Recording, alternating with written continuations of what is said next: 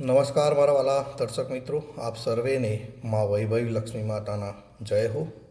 આજના વ્રતની વાત કરીએ તો સામાન્ય રીતે આ વ્રત સૌભાગ્યવતી સ્ત્રીઓએ જ પોતાના સાસરે ગયા બાદ કરવું જોઈએ.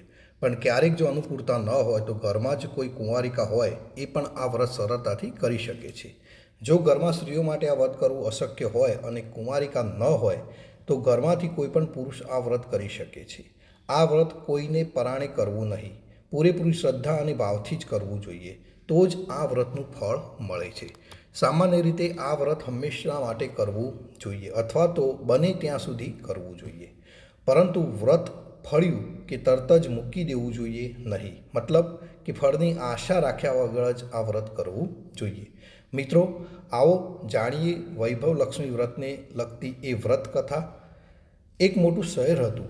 એ શહેરમાં આજના જમાનાના લોકો વસતા હતા, એટલે સૌ પોતપોતાના કામમાં મશગુલ હતા. કોઈને કોઈની પડી ન હતી. ત્યારે એક જ કુટુંબમાં કોઈને કોઈની ન પડી હોય તો પછી બીજાને તો શું પડી હોય? અને એમાંય આડોશી પાડોશીઓની તો વાત જ શી કરવી. અને જ્યાં આગળ આવવું જ હોય ત્યાં આગળ ધાર્મિક પ્રવૃત્તિઓ તથા દયા માયા ક્યાંથી હોય? સ્વાભાવિક છે, ઓછા થઈ ગયા હોય. લોકોના મનમાં તો પૈસો જ મારો પરમેશ્વર જ હતું, એ સિવાય બીજું કંઈ જ ન હતું. પરંતુ ખારા સમુદ્રમાં મીઠી વીરડી પણ હોય એમ ખરાબ માણસોની વચ્ચે ક્યાંક સારા માણસો વસતા હોય છે. આવા સારા માણસોમાં મદન અને મંગળા આ બંને પતિ પત્ની હતા અને એમના ધાર્મિક વૃત્તિ ઘણી જ હતી. તેઓ સુખી અને સંતોષી હતા, વિનયી અને વિવેકી હતા. તેઓ જ્યારે ઘરકામમાંથી નવરા થાય ત્યારે ભગવાનનું નામ લેવામાં જ પોતાનો ફુરસદનો સમય કાઢતા હતા. ગરીબને તેઓ જરૂર મદદ કરતા હતા, એટલે લોકોમાં એમની હંમેશા વાહ બોલાતી હતી. પરંતુ કેટલીક વખત ભગવાનને પણ માનવીની અદેખાઈ આવે છે, પરંતુ ભગવાનની ઈચ્છાને કોણ પામી શક્યું છે? તે આપણે પામી શકીએ. જ્યારે ભગવાન કોઈ માનવીને આપવા ઈચ્છે ત્યારે છપ્પર ફાડીને આપે છે, અને જ્યારે લઈ લેવું હોય ત્યારે એની પાસે એક પૈસો પણ રહેવા દેતા નથી. મંગળાનો પતિ મદન અવળા રસ્તે ચડી ગયો અને પહેલાં દારૂડિયાની અને પછી જુગારીઓની સોબત થઈ ગઈ. આથી એની બધી કમાણી દારૂ અને જુગારમાં જવા લાગી અને રોજ રોજ એની હાલત ખરાબ થવા લાગી. એટલે મંગળા બિચારીને પારકા કામ કરીને, કોઈના વાસણ ધોઈને, કોઈના કચરા પોતા કરીને, કોઈના કપડાં ધોઈને પણ થોડીક કમાણી કરવા લાગી અને એનાથી ગુજરાન ચલાવવા લાગી. આમ જે ઘરમાં એક દિવસ ભગવાનનું નામ લેવાતું હતું એ જ ઘરમાં દરિદ્રતા અને ભૂખમરા જેવી સ્થિતિ સર્જાઈ ગઈ. પરંતુ મંગળા બહુ જ સમજુ હતી અને એક દિવસ વિચાર કરતી બેઠી હતી કે ભગવાન, ગયા ભાવના અમારે કોઈ ખરાબ કર્મોના લીધે અમારા ઘરની સ્થિતિ એવી થઈ ગઈ છે, પરંતુ હવે અમારે સમજવું જોઈએ. જાગ્યા ત્યારથી સવાર ગણવી જોઈએ. દુઃખ પછી સુખ આવે જ છે, એટલે અમારે હવે ભગવાન પર શ્રદ્ધા રાખીને ભક્તિમાં દિલ જોડવું જોઈએ. આ વિચાર કરીને મંગળા તો પ્રભુ ભક્તિમાં લીન થઈ ગઈ અને સમય મળે તો ચિંતા કરવા લાગી કે ખરાબ માર્ગે ચડી ગયેલા મારા પતિને મારે સાચા માર્ગે ચડાવવા કેવી રીતે?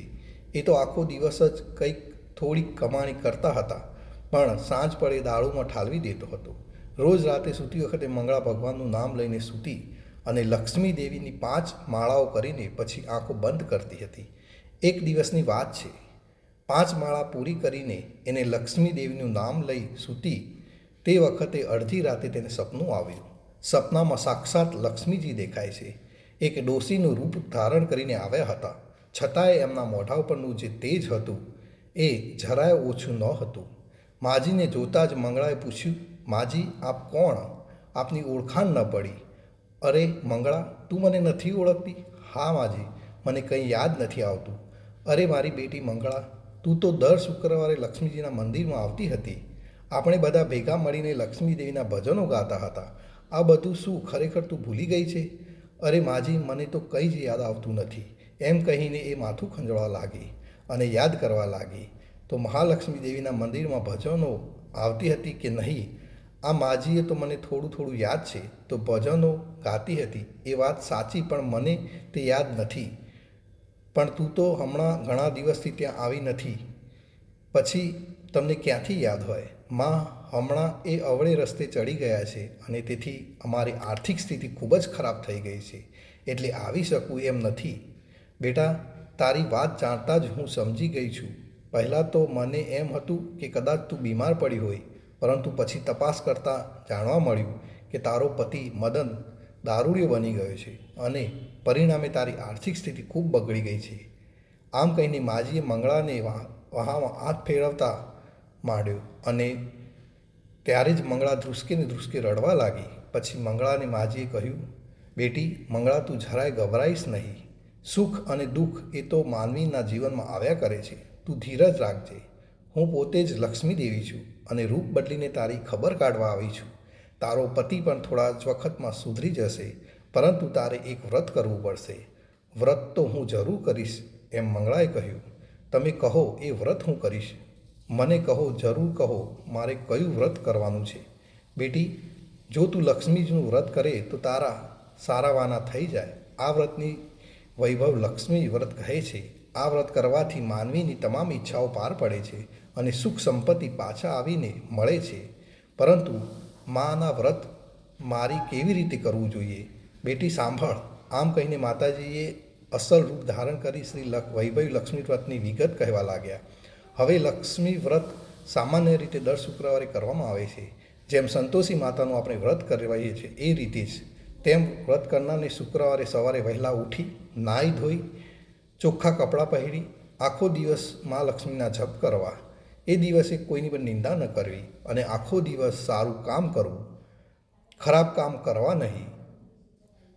સાંજ પડે એટલે દીવો કરીને હાથ પગ ધોઈને પૂર્વ દિશા સામે મોં રાખીને બેસવું. પછી પાટલા ઉપર રૂમાલ પાથરવો. રૂમાલ ઉપર ચોખાની ઢગલી કરવી અને આ ઢગલી પર ચોખ્ખા પાણીનો લોટો ભરીને મૂકવો. દીવો પ્રગટાવી પછી અગરબત્તી પણ સળગાવી, લાલ રંગનું ફૂલ ચડાવવું અને સાજના બનાવી રાખેલી કોઈ પણ ઘડી વસ્તુનો પ્રસાદ તરીકે ધરાવી. જો શરત ચૂકથી આવી કોઈ ઘડી વસ્તુ બનાવવાની રહી ગઈ હોય તો ગોળ પણ ચાલે અને ખાંડ પણ ચાલે અને સાકર પણ ચાલે. આ સ્થાપનાની આરતી ઉતારવી અને આરતી ઉતાર્યા બાદ સાચા દિલથી 11 વખત મા લક્ષ્મીના જાપ કરી મા લક્ષ્મીને જય બોલાવી અને પછી પાણી હોય તે તુલસીના ક્યારામાં રેડી દેવું. જે ચોખાની ઢગલી કરી હોય તે ચોખા લઈ પક્ષીઓને ચણવા નાખી દેવા.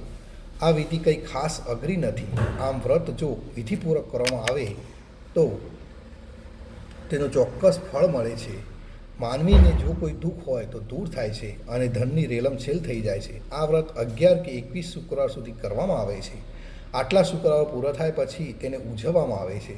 છેલ્લા શુક્રવારે જ્યારે ઉજવણું કરવાનું હોય ત્યારે આ બધી જ વિધિ ફરી કરી નારિયેલ વધેરવામાં આવે છે, ખીરનો પ્રસાદ કરવામાં આવે છે. રાજકુંવારીઓને અથવા તો સૌભાગ્યવતી બહેનોને કંકુ ચાંદલો કરીને શ્રી વૈભવ લક્ષ્મી વ્રતની એક ચોપડી ભેટ કરવામાં આવે છે. આમ કહીને ડોશીમાના સ્વરૂપમાં આવેલા શ્રી લક્ષ્મી દેવી અંતર ધ્યાન થઈ ગયા અને એ જ દિવસે મંગળવારે ઉઠતાની સાથ તે નક્કી કર્યું કે વૈભવ લક્ષ્મીનું ચોક્કસ વ્રત કરવું છે અને પછીના શુક્રવારથી જ મંગળાએ વ્રત શરૂ કરી દીધા અને વ્રતના 3-4 શુક્રવાર ગયા ત્યાં તો મહિલાનો પતિ મદનની આંખો ઉઘડી ગઈ. આટલા સમય દરમિયાન એણે અનેક ઠોકરો લાગી એટલે એની આંખો ગળવા લાગી અને ધીમે ધીમે સુધરવા લાગ્યો. થોડા દિવસો તો એ સર્વાંગ સંપૂર્ણ સુધરી ગયો અને શુક્રવાર પૂરા થયા ત્યાં તો એ અગાઉ જેવો હતો એવો જ સજ્જન માણસ બની ગયો અને 11મા શુક્રવાર આવે ત્યારે વ્રતનું ઉજવણું કર્યું અને મંગળા હવે તો સુખી થવા લાગી. એટલે જ્યાં આગળ ધાર્મિક વાતાવરણ હોય છે, શ્રી લક્ષ્મી દેવીની આસ્થા હોય છે અને એમનું પૂજન અર્ચન થતું હોય છે, ત્યાં આગળ કોઈ પણ જાતનું દુઃખ રહેતું નથી. મંગળા અને મદન શ્રી લક્ષ્મી દેવીને જેવા ફળ્યા એવા સૌને ફળજો અને સૌને સુખ શાંતિ મળે એવી પ્રભુ પરમેશ્વરને મારી પ્રાર્થના છે. આપ સર્વેનો ખૂબ ખૂબ આભાર. જય શ્રી વૈભવ લક્ષ્મી માતાય નમઃ.